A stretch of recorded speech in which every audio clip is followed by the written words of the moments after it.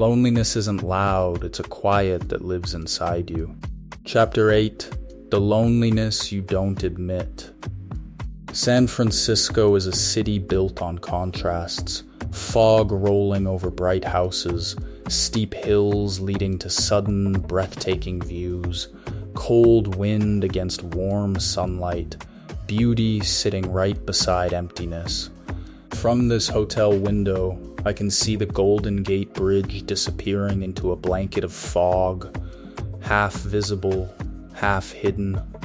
It feels like the perfect metaphor for this chapter, because this is the chapter where I learned that loneliness doesn't always look like being alone. Sometimes it looks like being surrounded by people and feeling nothing. People assume addiction is about chasing pleasure. For me, it was about chasing numbness.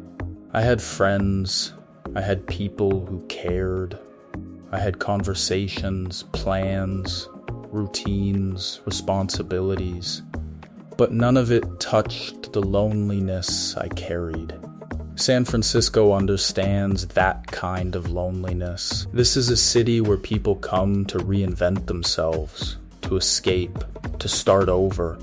A city full of dreamers, wanderers, and people who left something behind. A city where you can stand on a crowded street and feel like a ghost. That was me, a ghost in my own life. Loneliness didn't hit me all at once. It crept in quietly, softly, like fog rolling in from the bay, slow, steady, almost gentle, until suddenly you can't see anything clearly. I didn't know how to sit with myself. Not really, not without reaching for something to numb the quiet. When life got heavy, I didn't reach out. I escaped. Into screens, into fantasies, into the private world I had built over years. Numbness became the thing I chased because it was easier than feeling. I remember moments, small ones, where the loneliness felt physical. A tightness in my chest, a heaviness behind my ribs, a buzzing under my skin, a sense that something was missing. But I couldn't name what. San Francisco's fog presses against the window as I speak, thick, quiet, almost comforting.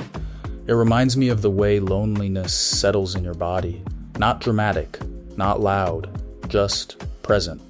There's a particular ache to being the strong one, the dependable one, the one who listens, helps, supports, shows up.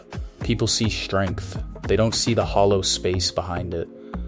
I became good at hiding the ache, good at smiling through it, good at pretending I was fine, but inside I felt like I was standing on one of these San Francisco hills, leaning forward, trying not to fall, pretending the ground beneath me was stable. Loneliness isn't about being unloved, it's about being unknown. And I didn't let anyone know me. Not really, not fully, not honestly. How could they? I didn't know myself. I filled the quiet with noise. I filled the emptiness with escape. I filled the ache with anything that kept me from feeling it. But loneliness doesn't disappear just because you ignore it. It waits, it lingers, it grows, and eventually it becomes the lens you see your life through. I remember walking through a crowded place, a mall, a street, a gathering, and feeling like I was watching life happen from behind glass. People laughing, talking, living, and me, just observing. That's the loneliness you don't admit, the kind that doesn't look like sadness, the kind that doesn't look like crying, the kind that doesn't look like isolation. It looks like functioning, it looks like smiling, it looks like being fine, but inside you feel like a room with the lights turned off. San Francisco at night is beautiful. Lights reflecting on the water, cable cars climbing hills, the bridge glowing in the distance. But even in all that beauty, there's a quiet underneath, a stillness, a kind of melancholy that feels familiar. That's the loneliness I carried. Not dramatic, just constant. This chapter isn't about fixing it.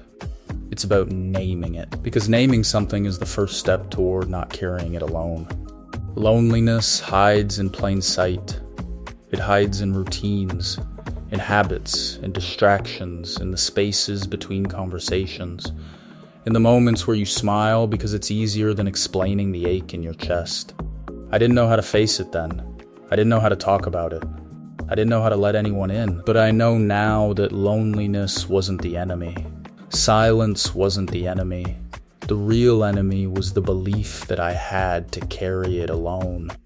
Loneliness hides in plain sight, and soon I'd have to face what I was running from. A different room, a different window, a different city each month.